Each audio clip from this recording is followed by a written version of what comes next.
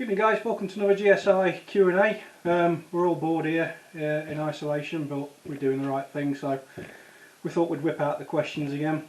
A lot of you have been sending questions in over the last couple of weeks. Sorry I've not got to it before. So yeah, there we go. Got Chelsea behind the camera for us. She's going to be asking the questions. She's giving two fingers up if you can't see her at the moment, but maybe we'll turn the camera around for her later, but she's a bit camera shy, bless her. No, she's shaking her head. But yeah, Chelsea's going to read the questions for us. I will do my best to answer them as honestly as I can. Some things I might not know. Yeah, and just bear with me. Fire away.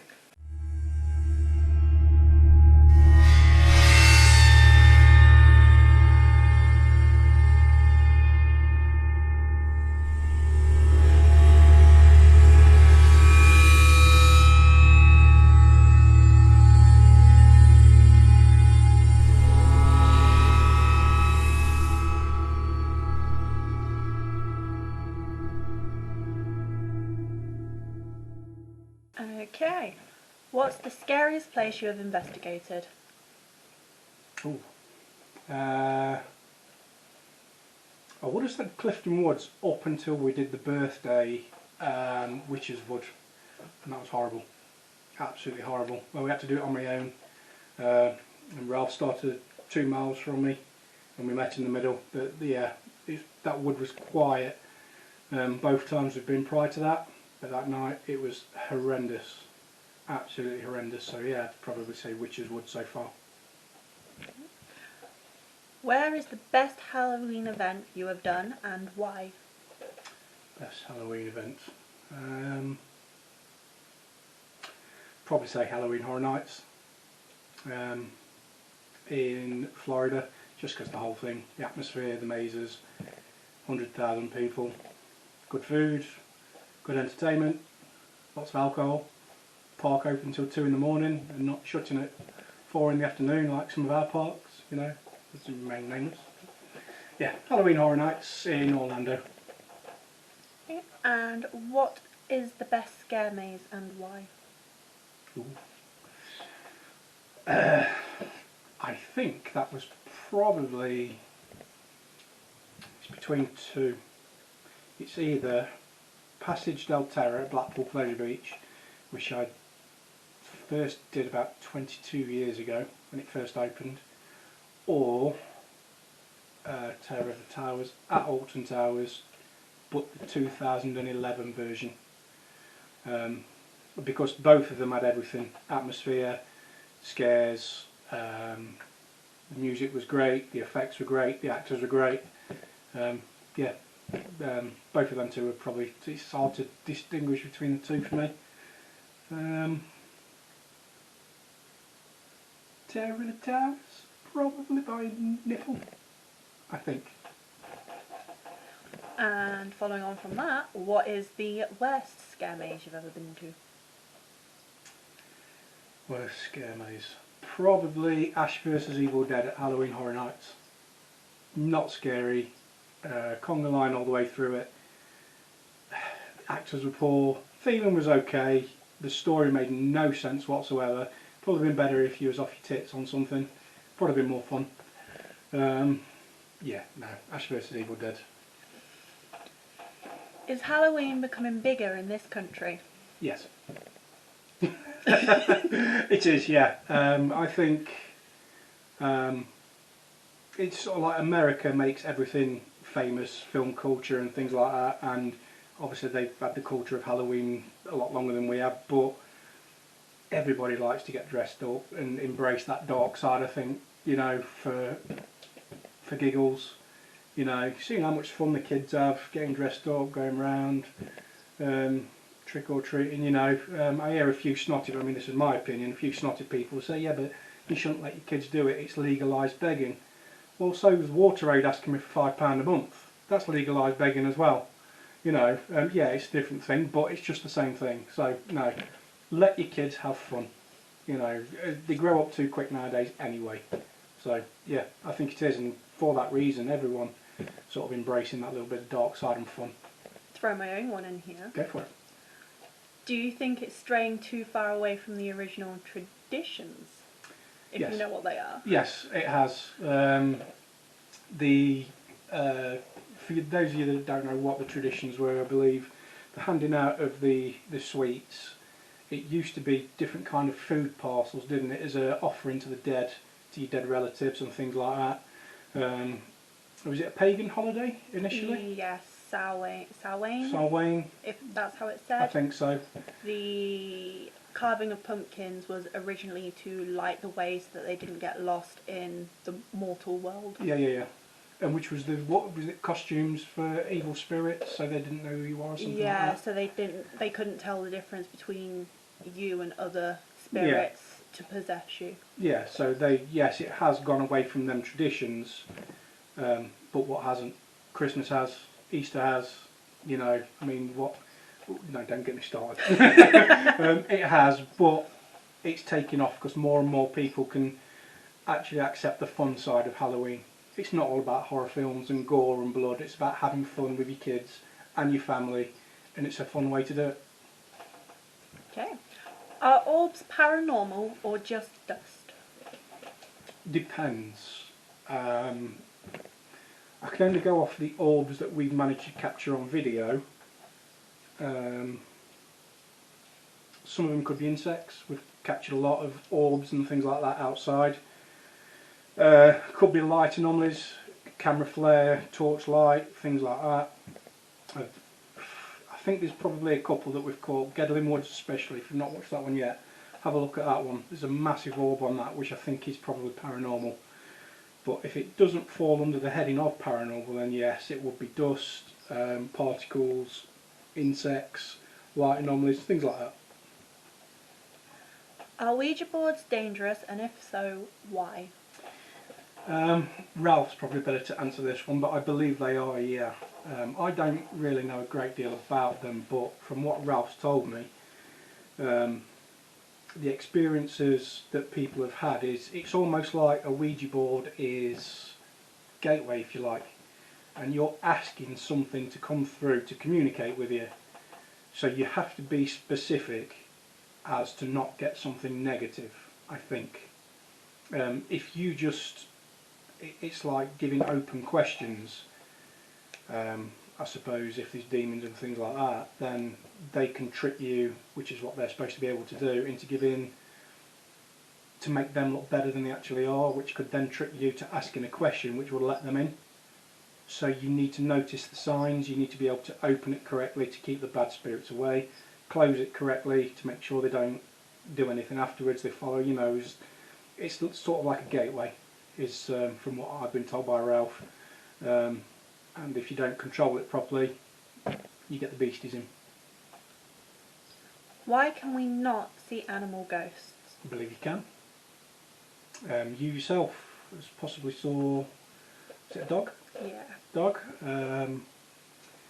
There's noticeable or sort of like reputable ghosts on the moors. Certain beasts, dogs. Sherwood Forest has got a dog, which we have heard, but that's not to say that it wasn't a real dog. We don't know, but on the night, one of the investigations we did, there was barking, growling, things like that. We've picked up numerous growls, but yeah, I believe you can see spiritual animals. I've never had anyone that says they've seen a ghost giraffe wandering around. No one's ever sent me anything like that, or a rhino, or it's usually family pets and stuff, so that could be them, I don't know, wishful thinking maybe. I personally haven't seen one. You say you have. Take your word for it. So I believe you can. If you can see a ghost person, as it were, why not an animal? Have you ever experienced a poltergeist? Don't think I have. I mean, when we've been on a couple of the, I think it was Wish's Wood was one, possibly Thieves Wood as well, two of the recent investigations we've done, we have had branches and things thrown. Would that classify as a poltergeist?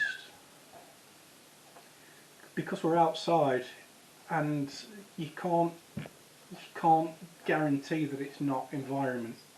Yeah. We've never done an indoor investigation and had things thrown at us. So probably have to say no, I think. Would you want to? Oh God, yeah. Yeah. Yeah, I don't know why, but I don't get scared of being on my own. I mean, I get apprehensive, you've seen the videos, but I just keep going anyway. I think what we're looking for ultimately is that piece of evidence, isn't it? That we can categorically say, you know, it's a ghost, it's paranormal. And I think capturing a poltergeist or poltergeist activity actually on camera, yeah, that'll be up there for me. So yeah, I'd love to. Why did you become a paranormal investigator? Always been fascinated by it. If you've watched any of the G.S.I ghost stories, which has been more going on lately, it's more of our sort of past experience as kids, as things like that. Growing up through teens to adults, workplaces. And I've always been intrigued by the things that have happened to me, to my friends. Yeah, to just people have told me their stories, sort of thing.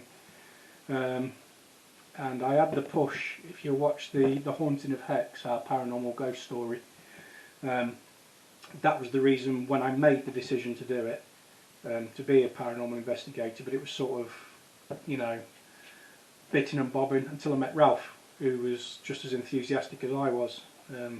So yeah, we managed to flesh it out, and it's an exciting hobby, if you can stomach it.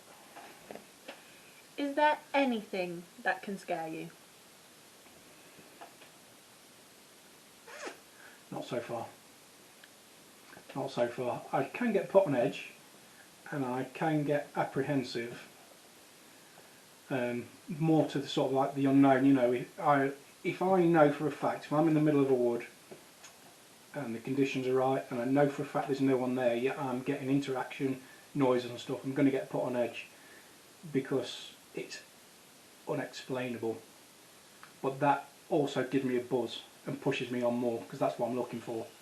So you've probably seen some of the videos where James or Ralph, oh, there's a figure over there, I'll just go charging off into the undergrowth trying to find it and capture it. You know, not so far, no. What advice can you give to beginners? Take it seriously. Make sure you get some decent equipment. The best ones that we've encountered will be K2 meters are okay, can be a little bit played with electrical energies and things like that. Dictaphone, camera, IR lights for night vision, and people that you trust, and take it seriously.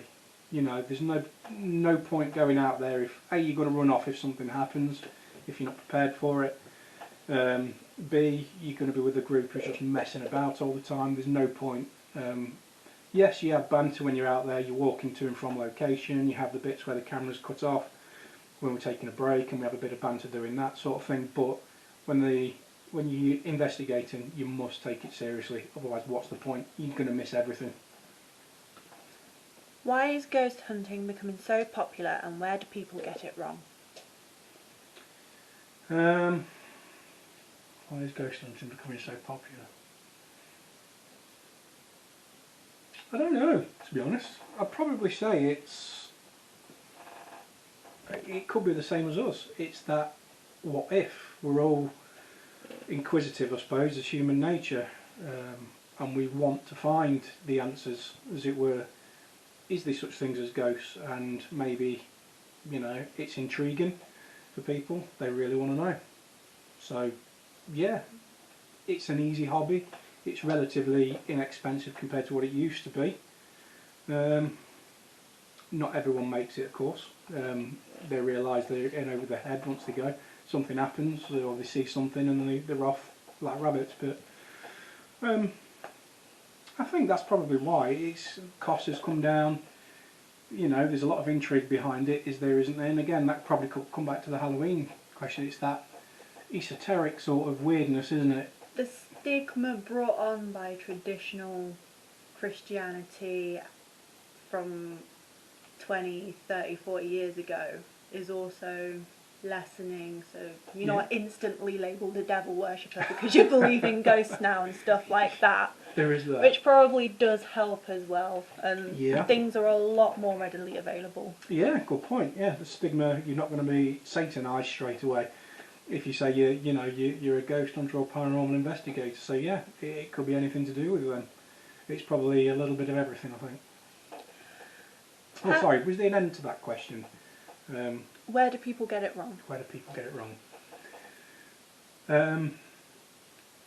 Like I say, they're either not prepared for what they're going to discover. No, I can do this, anyone can do it. And then when the shit hits the fan, you've really got to be able to switch your brain over to trying to be realistic and practical and get the steps down, so you don't just go into madness and run off sort of thing. You've got to be able to hold your ground.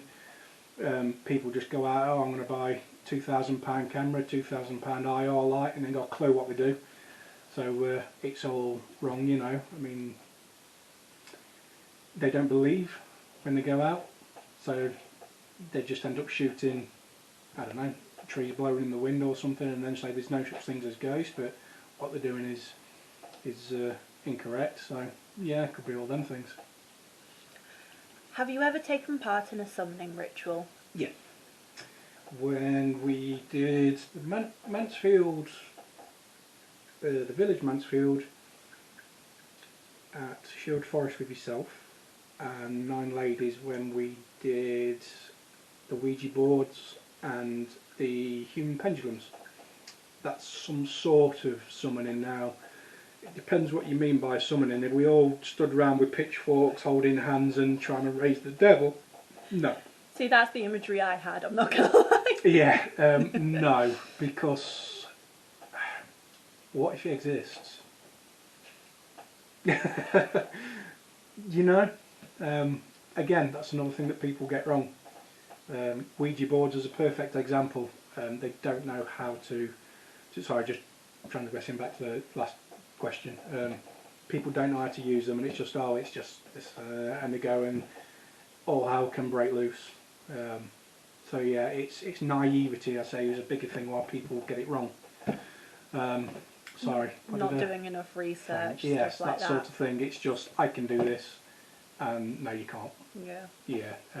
So what question was we on? Sorry, I've digressed. Have you ever taken part in a summoning ritual? Like I say, not raising the devil, but as far as trying to summon a spirit to talk to us or communicate through the human pendulum or move the planchette on a Ouija board, then yes, we've done that. Inviting rather than full-blown ritual. Yeah, we've not like got a chicken and gutted it and yeah, that sort of thing. It depends what you mean by summoning. Yes, on that side, no on the satanic side. Now, if you'd have worded the pendulum, human pendulum, as some form of summoning ritual, you would have not got me anywhere near it. Well, now you know. Okay. Can spirits attach themselves to people? In what way? Are we talking possession? Are we talking following them home? Just that sort of thing? Sure. It's not elaborated any further. No. The cats stink. Christ. Sorry, one of the cats has dropped its bag. Well, this goes into what we was talking about earlier, like with the Sherwood Forest one. I'm pretty sure something came back with me and Rob. Nothing malicious, but... So, potentially something has attached itself to yourself or Rob. It's not possessed, it's just... It likes your energy and is tagging I'd along say for a bit. that's a good way to describe it. I think spirits, like human beings, prefer different types of people, different ages, different genders. You'll get more, I don't know, you'll get more possibly out of a female spirit if there's a kid with you, because they get mothering instinct. If it's a male, you might get the testosterone sort of switch with other males and you find aggressive. Sort of. That's just my theory.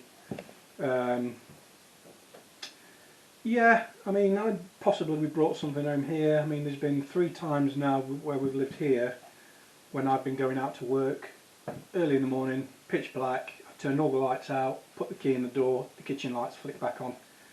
That's happened 3 times. All I say is just we stop messing about, go to work and flick the light back off.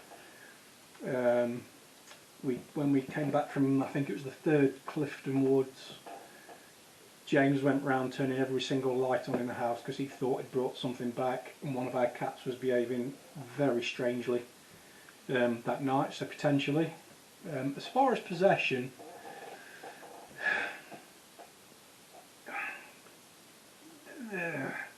I mean, there's documented so-called evidence to say people have been possessed, but as far as I'm concerned, I wasn't there, so I can't say for sure. Would you think a more accurate way of describing it would be, so when you're around a certain type of person, say you're around a very aggressive person, you generally are more inclined to start acting a bit more aggressively than what you would if you was on your own? Do you think it could be because they're kind of leeching off your energy, so you might becoming more irritable, easily snappy, which could be perceived as you're being more aggressive than usual? Possibly. Especially, obviously, with empaths and stuff like that, where they feel emotions very easily. Could be they're being affected by that, maybe? It's possible. I don't know enough about it, to be honest, but it is possible. I mean, again, when we did Richard's Wood, we was getting all manner of negative things kicking off. I mean, it was horrendous, but then Ralph noticed that when we started making a laugh and a joke of things, everything calmed down, almost like the scaredness and the negative energy that we were giving off was feeding whatever was there. Yeah. When we started messing about, not messing about as such, but we was having a bit of banter together, it couldn't feed off that. Yeah. And it sort of dissipated a little bit. It didn't make us feel any more angry but I do know what you mean. Like, if it's a long-term exposure to that. Yeah, I believe it possibly could. Yeah, as for full-on that you see things like in The Exorcist, possession. Yeah. People say it can. I've never seen it, and I am sceptical about it. That's not to say that they don't, but follow home and attach themselves, almost certainly. Possession, yeah. Yeah. What would stop you investigating a location?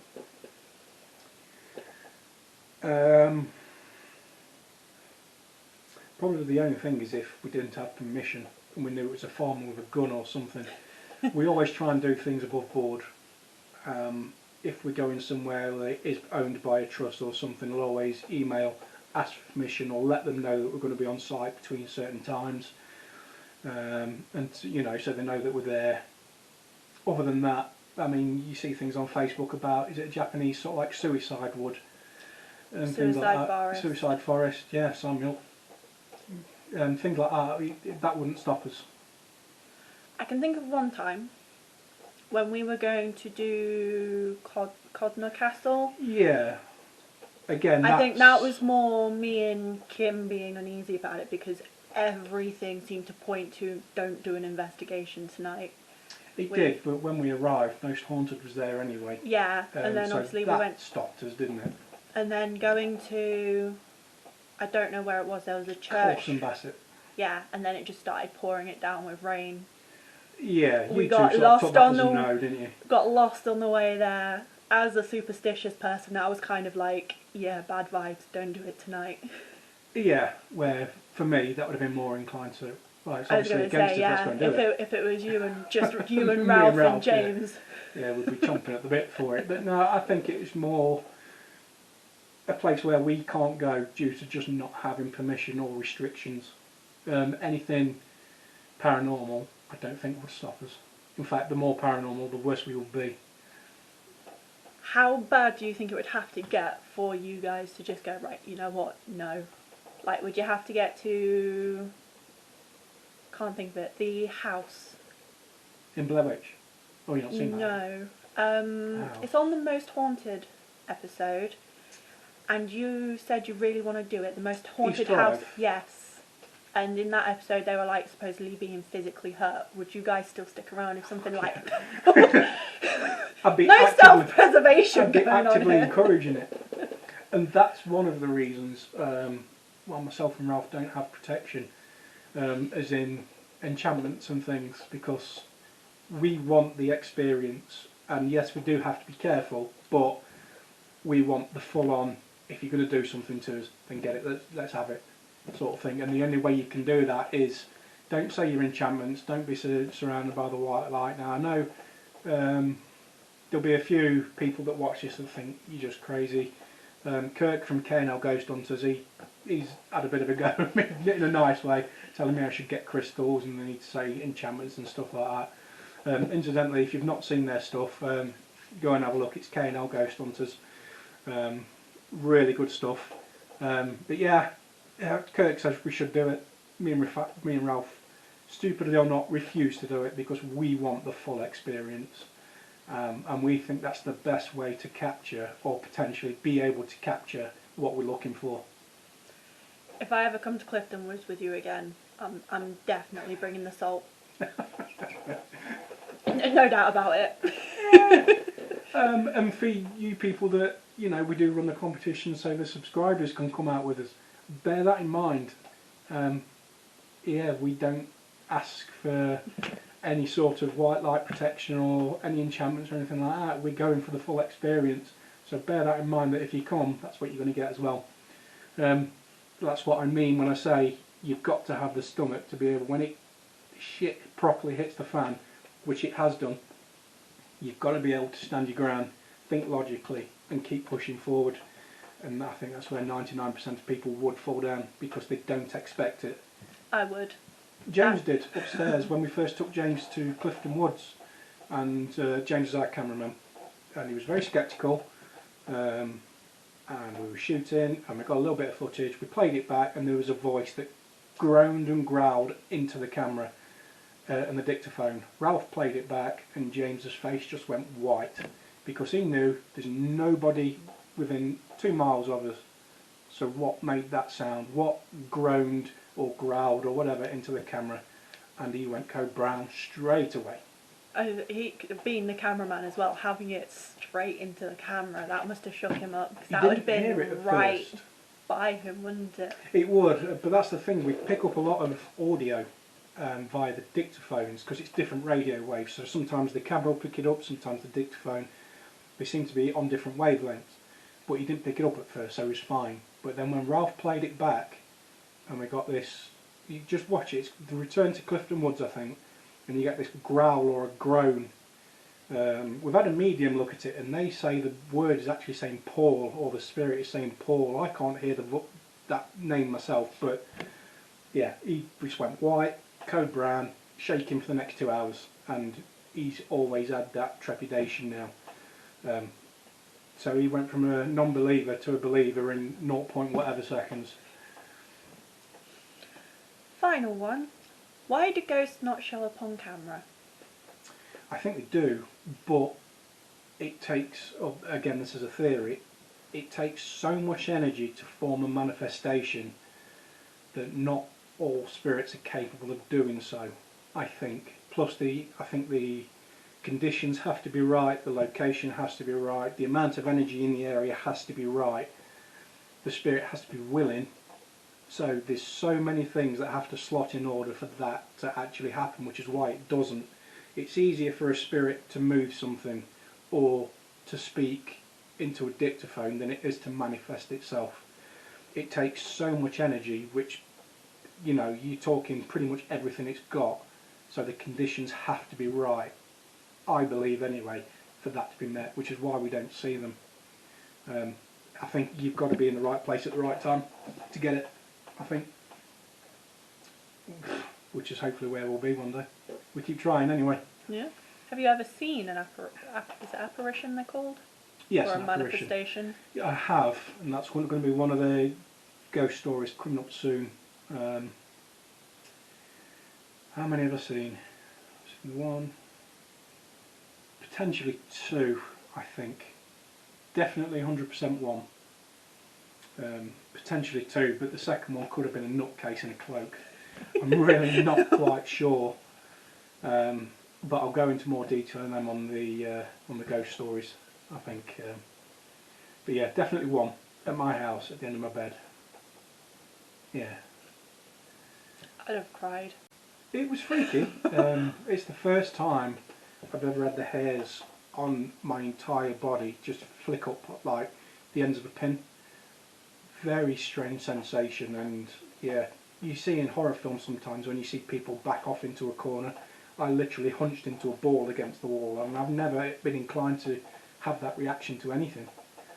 So yeah, it was bit of a follow-up. What advice would you have to someone encountering either a ghost, whether it's friendly or not, that's not actively looking? encountering as in seeing it, or like you get things moving about in your house, you know there's something there sort of thing? Both. Oh, I wouldn't let it bother you. From what I can tell, there's only ever been one documented death by ghost, and that is when a bloke fell down the stairs, had a heart attack because he'd seen a ghost, fell down the stairs and died. But if that's the case, then who told that story? Yeah? Yeah. So, for me, no proper documented deaths by a ghost. It's the living that bothers me. So when we're out and about and we start getting a lot of activity, I mean, as a paranormal investigator, I embrace it. I ask for more things to happen. If there's things in your house that are happening, just ask.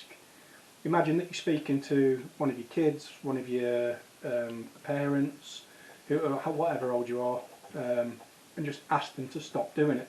That's what I did when I was turning the lights on when I went to work. I just said, look, I've got to go to work, will you please just stop doing it? And it did.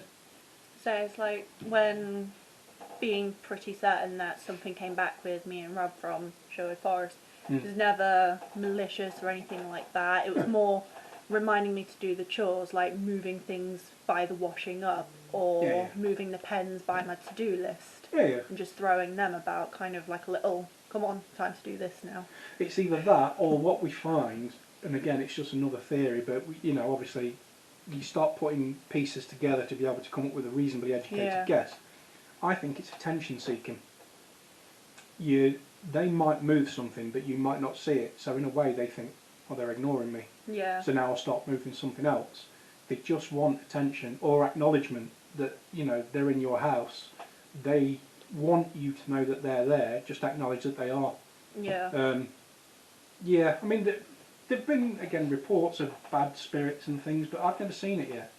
I felt oppressive spirits. Yeah. But that's either in a certain location or out and about somewhere.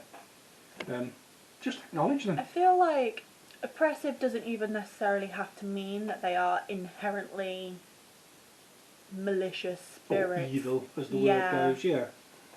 No, like, you meet people who are very, like, intimidating, imposing. Yeah. It's nothing to say that it's not just a very strong personality person's ghost. No. And that's what's bringing on this feeling of intimidation and oppression and all that. It's possible. And as an aside from that, can ghosts have a bad day? So can they get grumpy? Can spirits have a change of moods, as it were? According to the films, they can. So what's to say that your benign spirit, who's just sat next to you on the sofa watching TV, doesn't wake up one day with a, wrong side of the bed and decides to start chucking stuff around? Yeah. You get the impression that it's a bad spirit. Maybe not. It's difficult to tell, but what I would say is acknowledge them. But just talk to them like a normal person. You're not going mad.